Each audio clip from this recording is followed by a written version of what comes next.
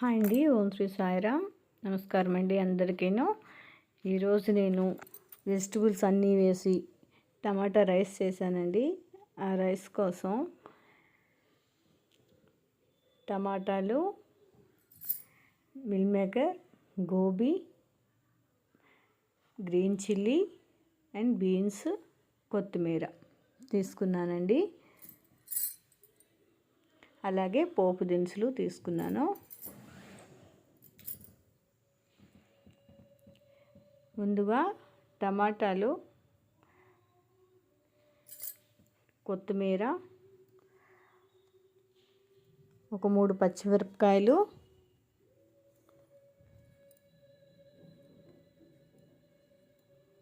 అలాగే కొంచెం చిన్న పిసురు అల్లం ముక్క.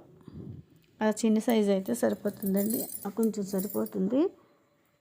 వేసి మిక్సీ చేసి పక్కన పెట్టుకోవాలి. అలాగే నేను ఒక గంట సేపు నానబెట్టి ఉంచుకున్న బాస్మతి రైస్ అండి. ఇలా స్టైనర్లో వేసి వడగట్టి ఉంచుకున్నాను, రెడీ చేసి పెట్టుకున్నాను పక్కని.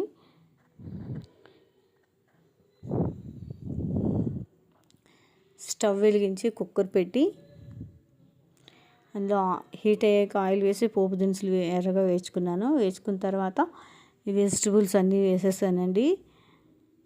ఇక్కడ నేను మిల్ మేకర్ అండ్ గోబీ ముందే అవి బాయిల్ చేసి నానబెట్టి ఉంచుకున్నానండి.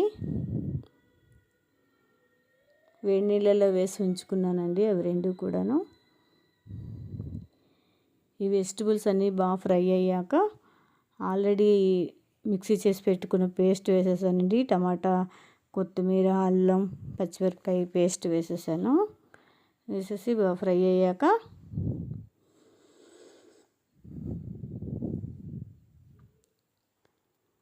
కొంచెం బాగా ఫ్రై అవ్వాలండి. ఫ్రై అయ్యాక జీలకర్ర, ధనియాలు powder and red chilli powder వేసుకున్నాను. వేసుకొని బాగా ఫ్రై చేసుకున్నాను. ఫ్రై చేసిన తర్వాత రైస్ వేసేసానండి. రైస్ వేసాక రైస్ స్లోగా కలపాలండి, ఫాస్ట్గా కలపకూడదు. ఇలా స్లోగా కలుపుకోవాలి. బాస్మతి రైస్ విరిగిపోతాయండి వేరంగాను, అందుకే స్లోగా కలుపుకోవాలి. కలుపుకొని కొంచెం జీడిపప్పు వేసుకున్నానండి. ఈ గ్లాస్తో తీసుకున్నానండి నేను. 3 గ్లాసులు బియ్యం తీసుకున్నాను. 3 గ్లాసుల బియ్యంకి 4.5 గ్లాసులు నీళ్లు పోసుకున్నాను. గ్లాస్కి గ్లాసున్నరేనండి బియ్యం, అందుకే నేను 4.5 గ్లాసులు వాటర్ పోసుకున్నాను. ఒక 3 చెంచాలు సాల్ట్ వేసుకున్నాను. కొత్తిమీర వేసి మూత పెట్టేశానండి. 2 విజిల్స్ వచ్చేదాకా కుక్ చేసుకున్నాను. అయిపోయిన తర్వాత ఇగోండి ఇలా వచ్చింది బిర్యానీ. బిర్యానీ కాదు, టమాటా రైస్. బిర్యానీలు చేసి అలవాటు అయిపోయింది. ఇలా వచ్చిందండి టమాటా రైస్. చూడండి ఎంత విడివిడిలాడుతూ వచ్చిందో, చాలా బాగా వచ్చింది.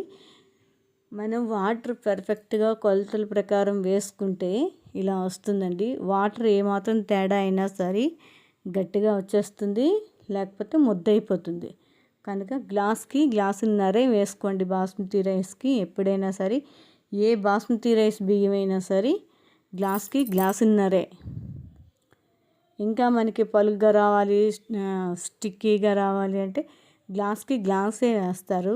కానీ పిల్లలు తింటారని నేను గ్లాసున్నర వేస్తానండి, 80% కుక్ అవ్వాలని. చూసారా ఎంత విడివిడిలాడుతూ ఎంత చక్కగా వచ్చిందో. ఇది చల్లారాక బాక్సుల్లో పెట్టేస్తానండి. ముందు సోమవారికి నైవేద్యం పెడతాను.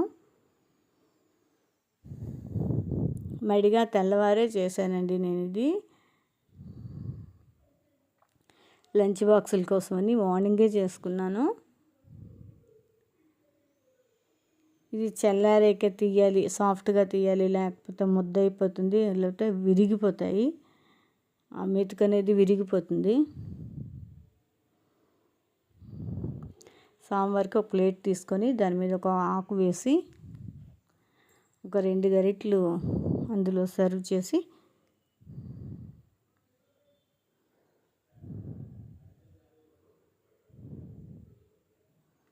ఇలా స్లోగా కలుపుకోవాలండి. చూసారా, అడుగు కూడా అంటలేదు, ఎంత బాగా వచ్చిందో. ఎప్పుడైనా వాటర్ పర్ఫెక్ట్గా వేస్తే బాగానే వస్తుందండి. ఇవ్వండి, ఇలా రెండు గరిటెలు నేను సర్వ్ చేసుకొని స్వామివారికి నైవేద్యం పెట్టుకున్నాను.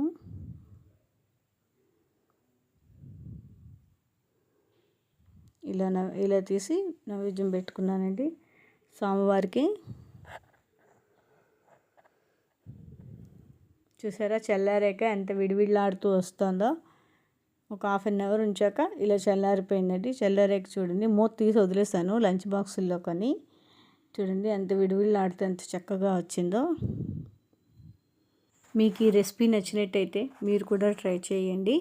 ఉల్లిపాయ అల్లం వెల్లుల్లి పేస్టు ఏమీ లేకుండా ఇలా కూడా చేసుకోవచ్చండి. ఈ కార్తీక మాసం, మార్గశిర మాసం ఇలాంటి పవిత్రమైన మాసాల్లో ఇలా కూడా తయారు చేసి మనం తినచ్చు. స్వామివారు కూడా నైవేద్యం పెట్టుకోవచ్చు. ఫైనల్లీ ఇలా వచ్చిందండి. థ్యాంక్ యూ ఫర్ వాచింగ్ అండి. ఓం శ్రీ సాయిరామ్.